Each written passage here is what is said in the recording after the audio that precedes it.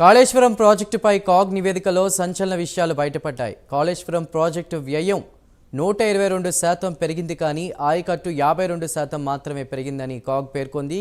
Kaleshwaram project వ్యయం వడ్డీతో సహా 1,47,427 కోట్లకు పెరిగింది. ప్రాణహిత ప్రాజెక్టుకు డిపిఆర్ లేదని, పనుల్లో మార్పు వల్ల 767 కోట్లు నష్టం వాటిల్లిందని తెలిపింది. తొలుత 2 టీఎంసీ ఎత్తిపోతులు ప్రతిపాదించి అవసరం లేకున్నా 3 టీఎంసీలకు ప్రతిపాదనలు పెంచారు. దీంతో 28,151 కోట్ల అదనపు వ్యయం పెరిగింది. ఒక్క టీఎంసీతో 17,688 ఎకరాల ఆయకట్టు వస్తుందని అంచనా వేశారు, కానీ వాటిని అందుకోలేకపోయారు. కాళేశ్వరం ప్రాజెక్టుకు సంబంధించి 56 పనుల్లో 13 మాత్రమే పూర్తయ్యాయి.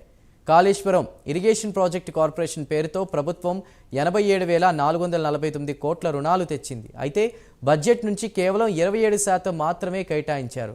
కాళేశ్వరంపై ఆదాయం లేదు కాబట్టి రుణాల చెల్లింపు కష్టమని కాగ్ హెచ్చరించింది.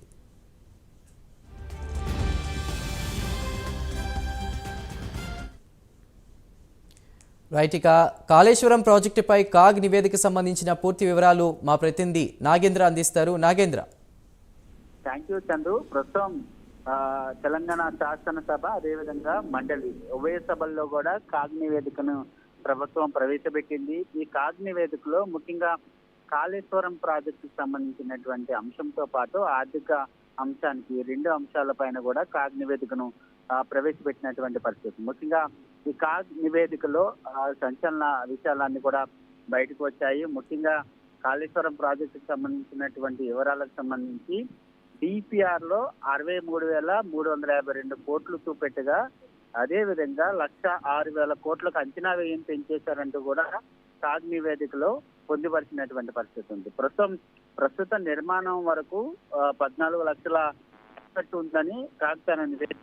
అంటే ప్రస్తుతం కాళేశ్వరం ప్రాజెక్టుకు సంబంధించినటువంటి నిర్మాణం వరకు 14 లక్షల ఆయకట్టు మాత్రమే ఉందంటూ కూడా కాగ్ తన నివేదికలో తెలిపింది. మొత్తం ఈ ప్రాజెక్టు పూర్తయ్యే వరకు 1,47,427 కోట్ల ఖర్చు అవుతుంది అంటూ కూడా కాగ్ తన నివేదికలో తెలిపినటువంటి పరిస్థితి ఉంది. దాంతో పాటు మరొకవైపు ప్రాజెక్ట్ నుంచి ఊహించినటువంటి ప్రయోజనాలను ఎక్కువగా చూపించారు, కానీ ప్రాజెక్టు పెట్టినటువంటి ఖర్చు కంటే ముఖ్యంగా ప్రయోజనాలు చాలా తక్కువ అనేటటువంటి అంశాన్ని కూడా కాగ్ తన నివేదికలో పొందుపరిచినటువంటి పరిస్థితి ఉంది. ప్రాజెక్టు వార్షిక ఖర్చులు తక్కువగా చూపించారంటూ కూడా కాగ్ తన నివేదికలో మండిపడింది. ముఖ్యంగా కాళేశ్వరం నీటి అమ్మకం ద్వారా 1,019 కోట్ల ఆదాయాన్ని వేశారంటూ కూడా ఈ కాగ్ నివేదికలో చూపినటువంటి పరిస్థితి. ముఖ్యంగా ప్రాజెక్టు కోసం ఇప్పటికే భారీగా రుణాలు తీసుకున్నారంటూ కూడా కాగ్ తన నివేదికలో పేర్కొంది. మొత్తం 15 బ్యాంకులలో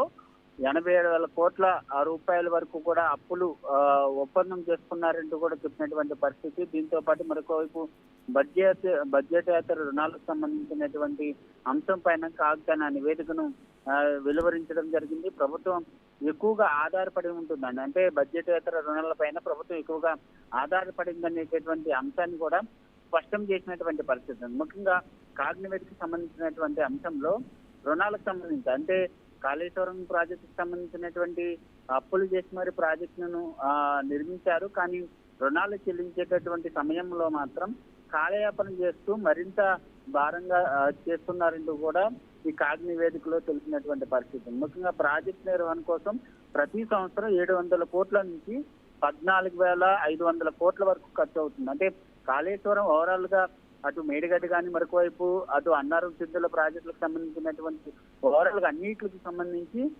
దాదాపు 14,500 కోట్ల వరకు కూడా ఖర్చు అవుతుందంటూ కూడా చెప్పినటువంటి పరిస్థితి కనిపిస్తుంది.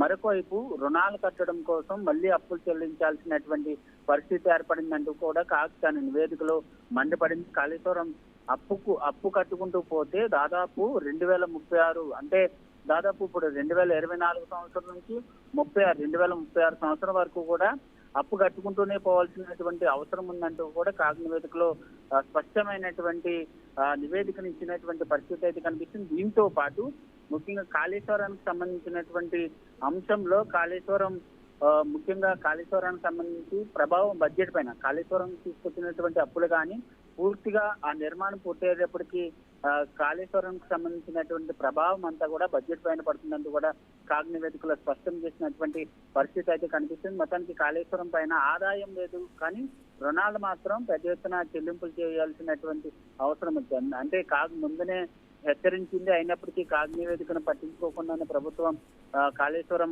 విషయంలో ముందుకెళ్ళిందంటూ కూడా చెప్పినటువంటి పరిస్థితి. దీంతో పాటు మరొకవైపు రాష్ట్ర ఆర్థిక పరిస్థితుల పైన కూడా కాగ్ తన నివేదికని ఇచ్చినటువంటి పరిస్థితి ఉంది. గడిచిన 3 సంవత్సరాలుగా తెలంగాణ రాష్ట్రంలో రెవెన్యూ రాబడి సాధించడంలో పూర్తిగా విఫలమైందనేటటువంటి అంశాన్ని కాగ్ తన నివేదికలో స్పష్టం చేసినటువంటి పరిస్థితి ఉంది.